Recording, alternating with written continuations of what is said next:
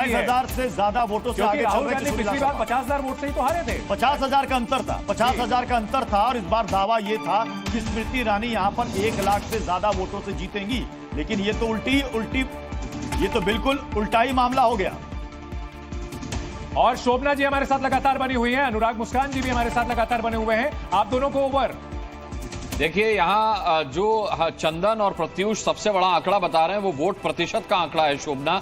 अगर देखा जाए तो बीजेपी का वोट प्रतिशत बढ़ा है, लेकिन उसकी सीटें कम हुई हैं, यानी कि वो अपने पिछले प्रदर्शन से भी बहुत पीछे है। एनडीए का वोट प्रतिशत 40% है इस बार, और पूरा एनडीए जो है उसका प्रदर्शन अगर देखा जाए तो वो पिछली बार के मुकाबले बहुत पीछे है। अगर आप देखें इंडिया गठबंधन का 26% वोट प्रतिशत है, और अन्य का वोट प्रतिशत अगर देखा जाए तो 34% रहता है शोभना। तो ये प्रदर्शन के हिसाब से लग रहा है कि वोट परसेंटेज में डिफरेंस बहुत ज्यादा दिख रहा है, लेकिन सीटों में उतना बड़ा नहीं अंतर दिखाई दे रहा है। अगर मैं सीटों की बात करूं तो 295 के करीब बीजेपी, और इस समय की जो सबसे बड़ी खबर है वो ये है कि बीजेपी को इलेक्शन कमीशन के डेटा के अनुसार अब तक अपने दम पर बहुमत नहीं है। यानी अगर सरकार बनेगी तो बैसाखी वाली सरकार बनेगी, और ऐसे में टीडीपी और जेडीयू जो है वो बड़ी भूमिका में दिखाई देंगे। तो 40% वोट शेयर जो है वो एनडीए का है, इंडिया गठबंधन का 26% है। अनुराग, इसमें एक चीज और बहुत दिलचस्प है, और वो बात दिलचस्प ये है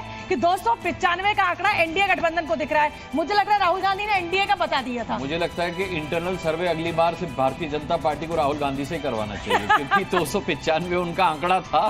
पवन खेड़ा हमारे साथ जुड़ गए, कांग्रेस के नेता। पवन जी, आपने जो दावे किए थे वो काफी कुछ सही साबित हुए, लेकिन उतने भी एक्यूरेट नहीं। 295 से तो अभी आप बहुत दूर हैं, और अभी डेटा लग रहा है आंकड़ा सेटल डाउन हो रहा है। नहीं, अभी नहीं, 1-2 घंटे में सेटल डाउन होगा, और अभी भी हम आश्वस्त हैं कि हम 295 पर ही जाकर, उसके आसपास ही जाकर रुकेंगे। इसमें कोई संशय मेरे मन में तो नहीं।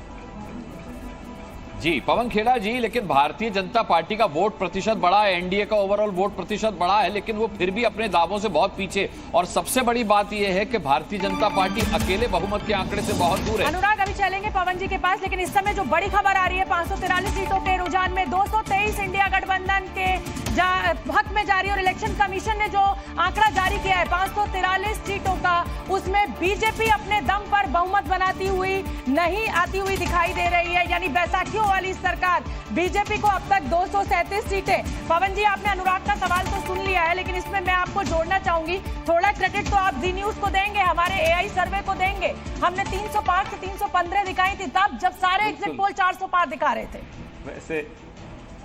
वैसे मैं आपके एआई सर्वे को उस वक्त थोड़ा मैं संशय की दृष्टि से देख रहा था, लेकिन नहीं, मैं आपकी बात से सहमत हूं।